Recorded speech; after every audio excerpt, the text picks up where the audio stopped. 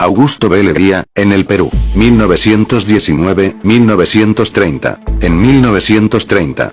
Cuando Leguía fue derrocado por Sánchez Cerro, recién ahí, nos enteramos que Perú cedió territorios a Colombia.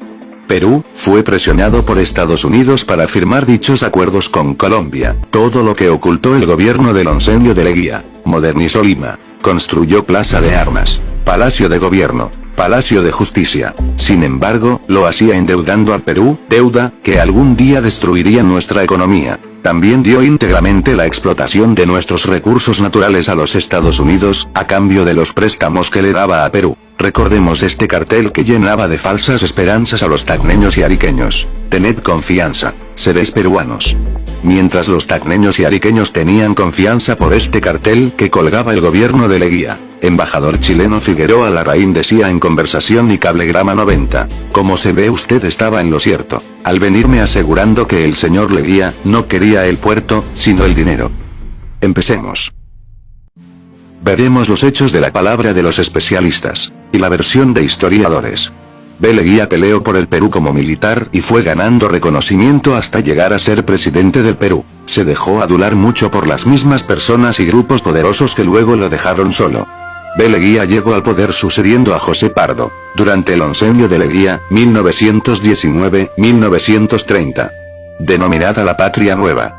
Se realizaron una serie de políticas orientadas a la modernización del país y al servicio de la gran burguesía. Esto se basó en la infraestructura para obras de irrigaciones, agroexportación. Para ello era necesario construir vías de penetración a la sierra, debido que aún no existían carreteras. Así en 1920, el gobierno dictó la ley de conscripción vial, que obligaba a todos los varones del Perú, entre los 18 a 60 años, a trabajar gratuitamente en la construcción y reparación de caminos para el Estado. Era obligatorio y sería de 6 a 12 días al año por cada persona. ¿Quiénes fueron? Pues los campesinos. Los indígenas, quienes serán duramente explotados en este trabajo conocido como la Mita Republicana. Leguía daba beneficios a las masas populares para calmar las protestas, pero no para cambiar su realidad. Era un gobierno populista. Construyó y modernizó Lima, para atraer la inversión extranjera. Construyó la avenida Arequipa, Brasil, Venezuela, Palacio de Gobierno, Palacio de Justicia, Plaza San Martín, hoteles como el Bolívar. Trajo los primeros autos, sin embargo, la realidad era que lo hacía endeudando y sometiendo al Perú, a los préstamos de Estados Unidos. Pedía 15.000 millones, y lo gastaba en un mes. Los norteamericanos preocupados, enviaron a Cumberland, quien le planteó a Leguía que si quiere más préstamos, debe cumplir unos requisitos. Norteamérica pedía que Perú le entregue las aduanas como garantía de pago. Además debía crear un banco para regular la moneda peruana. Y lo llamaron BCR. Todo esto por exigencia de Norteamérica, quien impuso a Cumberland tener un cargo en el Banco Central de Reserva peruano. B. Leguía también impuso a su primo como presidente del BCR, Eulogio Romero Salcedo, y a 80 familiares más en cargos distintos. Con un plan económico a la medida de sus intereses. Tanto era la mala gestión que hasta Cumberland quería renunciar, y entraría posteriormente en 1931 a la misión Kemmerer. También de Estados Unidos. Desde ese momento estuvo Norteamérica dirigiendo la economía de Perú. Para controlar a las clases altas, la oligarquía, los gamonales, creó la ley de aguas, necesarias para sus hacendados. Para esto, empezó la construcción de Olmos recién inaugurada por Ollanta Humala. Norteamérica empezó a exigir cada vez más cosas a cambio de los préstamos. Y el Perú seguía endeudándose y entregando los recursos naturales a Norteamérica. El petróleo en Piura, la brea y Pariñas para norteamericanos. El cobre en la Sierra Central Pasco. En el gobierno de B. Leguía Norteamérica controló la explotación de todos nuestros recursos naturales. Además benefició tanto a empresas norteamericanas como la Cerro de Pasco, y aumentaron tanto sus ganancias, que dejaron de exportar el cobre en bruto, para construir la refinería de La Oroya de Norteamérica, exportando ahora lingotes de cobre, de mayor valor en el mercado, aumentando las ganancias norteamericanas. La International Petroleum Company,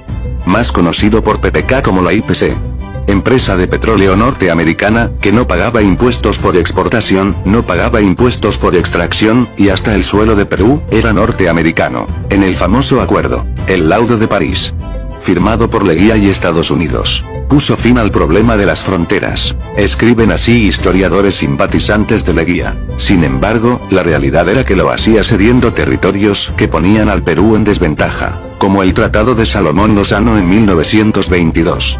Tratado acordado en secreto por los ministros de Relaciones Exteriores de Perú y Colombia, Alberto Salomón y Fabio Lozano respectivamente, ratificado en 1927 y mantenido oculto hasta 1928, desde el río Caquetá, al río Putumayo y el trapecio amazónico, que eran de Perú, ahora serían de Colombia por imposición de Estados Unidos. Ya que Estados Unidos quería compensar a Colombia, por el Tratado Urrutia-Thompson, donde Colombia perdía su provincia de Panamá, donde Estados Unidos pagó una indemnización a Colombia por $25 millones.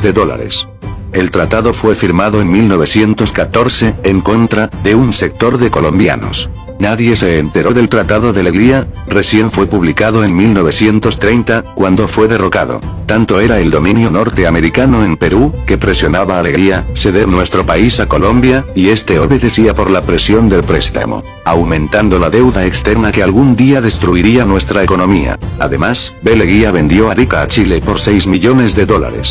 El tratado fue firmado en Lima el 3 de junio de 1929 por Rada y Gamio Figueroa Larraín. Mutiló el territorio peruano en vergonzosa transacción. Escuchen la increíble propuesta del presidente Leguía al embajador chileno Emiliano Figueroa formulada durante las conversaciones sobre la entrega de Arica a Chile, te sorprenderán.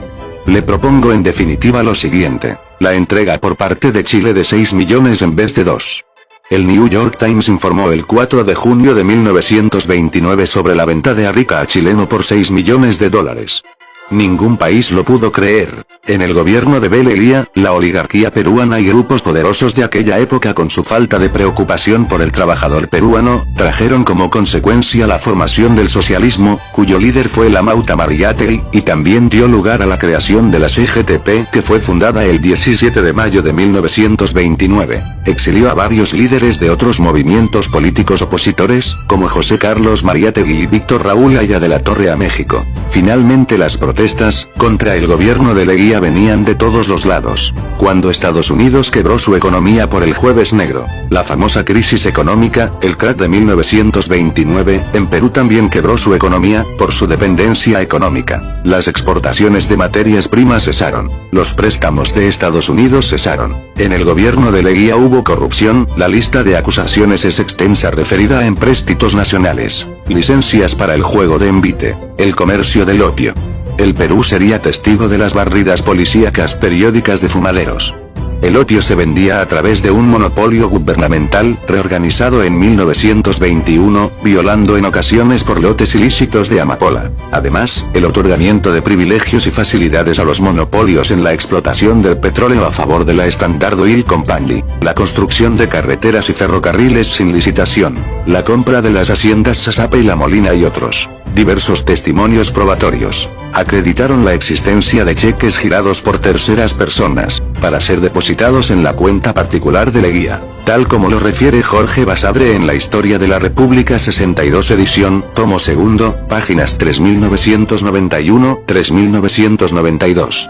Uno de los testimonios que sirvieron de base para la sentencia contra Leguía fue el documento publicado el 7 de enero de 1931 y firmado por los contadores Daniel A. Carlín y Luis de Mederos. El tema da para más y aunque sus amigos han tratado de demostrar lo contrario, lo cierto es que la tiranía de Leguía de 15 años fue arbitraria, corrupta y entreguista. La crisis del oncenio fue aprovechado por la oligarquía quienes apoyaron a Sánchez Cerro, militar que ejecutó el golpe de estado. El comandante Bueno pasó a expresarse en un tono bastante más moderado.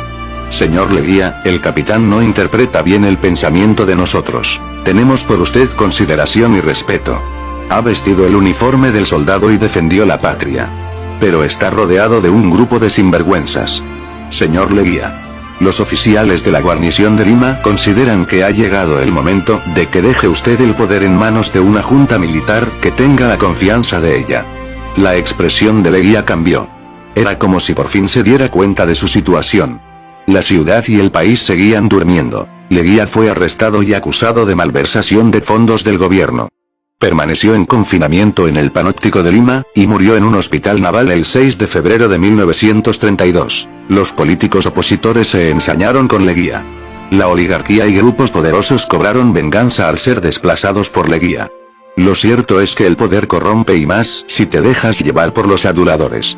Y son los grupos poderosos, los más aduladores para pedir favores. Juzguen e investiguen ustedes. Esta es la versión y opinión de los historiadores, investigadores, que han hecho de dominio público sus descubrimientos. Vean sus referencias. Investiguen. Un pueblo que olvida su pasado, está condenado a repetirlo.